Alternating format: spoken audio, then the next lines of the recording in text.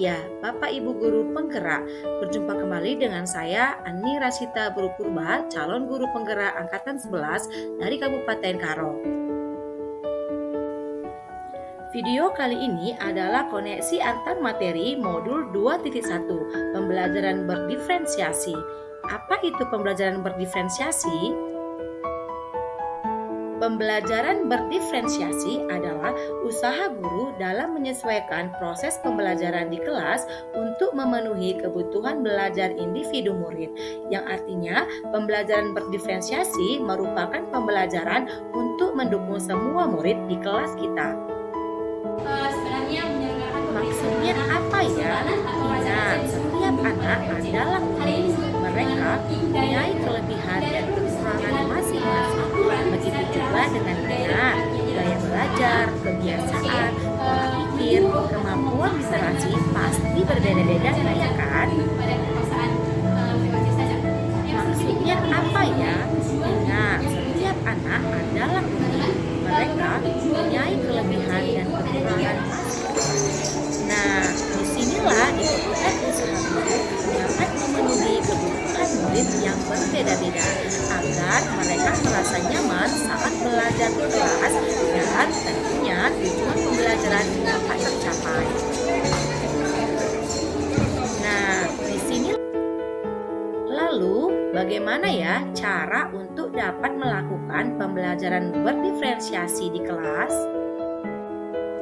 Agar guru dapat melakukan pembelajaran berdiferensiasi, maka guru harus melakukan terlebih dahulu yaitu memahami tujuan pembelajaran.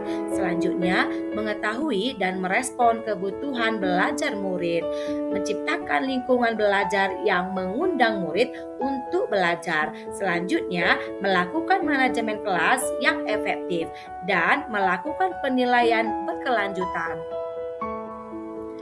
Berkaitan dengan kebutuhan belajar murid, maka guru harus memahami 3 aspek berikut ini. Yang pertama, kesiapan belajar murid mengharuskan guru untuk menilai pengetahuan awal dan menentukan apa yang telah murid ketahui dan di mana murid berada. Yang kedua, minat murid. Minat setiap anak pasti berbeda-beda. Minat adalah salah satu motivator penting bagi murid untuk terlibat aktif dalam proses pembelajaran. Dan yang ketiga adalah profil belajar siswa yang berkaitan dengan lingkungan, budaya, gaya belajar, dan kecerdasan majemuk yang berbeda antara satu anak dengan yang lainnya. Selanjutnya, kebutuhan belajar murid dapat diidentifikasi berdasarkan cara-cara berikut ini. Yang pertama, mengamati perilaku murid-murid. Yang kedua, mengidentifikasi pengetahuan awal. Yang ketiga, mereview dan melakukan refleksi terhadap praktik pengajaran. Yang keempat, berbicara dengan guru murid sebelumnya. Yang kelima, membaca raport murid di kelas sebelumnya. Dan yang keenam, dapat menggunakan berbagai penilaian formatif dan diagnostik. Strategi untuk mendiferensiasi pembelajaran di kelas dapat dilakukan dengan 3 cara, yaitu yang pertama, diferensiasi konten, yang kedua, diferensiasi proses, dan yang ketiga, diferensiasi produk. Diferensiasi konten ini berkaitan dengan apa yang kita ajarkan seperti materi, konsep, atau keterampilan yang perlu dipelajari berdasarkan kurikulum. Mendiferensiasi konten bisa dilakukan dengan membedakan pengorganisasian atau format penyampaiannya, bukan mengubah atau menurunkan standar kurikulum.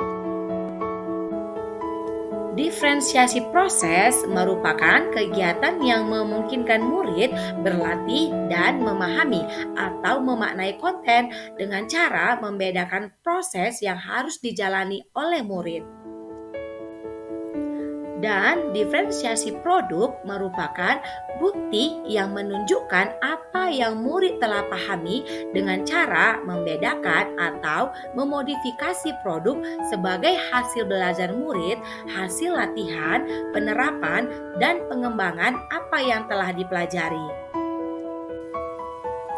Lalu, adakah keterkaitan antara modul pembelajaran berdiferensiasi dengan modul-modul yang lain? Tentu saja ada. Untuk dapat melakukan pembelajaran berdiferensiasi, maka guru harus berusaha memenuhi kebutuhan belajar anak sesuai dengan kodrat alam dan kodrat zaman berdasarkan filosofi Ki Hajar Dewantara. Dalam melakukan pembelajaran berdiferensiasi, seorang guru penggerak harus berpihak pada murid, reflektif, mandiri, kolaboratif, dan inovatif untuk menciptakan pembelajaran berdiferensiasi agar dapat memenuhi kebutuhan murid. Dengan demikian, seorang guru penggerak dapat mewujudkan kepemimpinan murid dengan menuntun murid merdeka belajar. Hal ini sesuai dengan nilai dan peran guru penggerak. Selanjutnya, pembelajaran berdiferensiasi dapat menjadi salah satu strategi untuk mewujudkan visi guru penggerak yang berpihak pada murid. Dan dalam pelaksanaan pembelajaran berdiferensiasi antara guru dan murid harus ada kesepakatan kelas terlebih dahulu agar proses pembelajaran dapat berjalan dengan baik sesuai dengan nilai-nilai budaya positif. Demikian pemaparan koneksi antar materi modul 2.1. Semoga bermanfaat. Terima kasih, salam dan bahagia.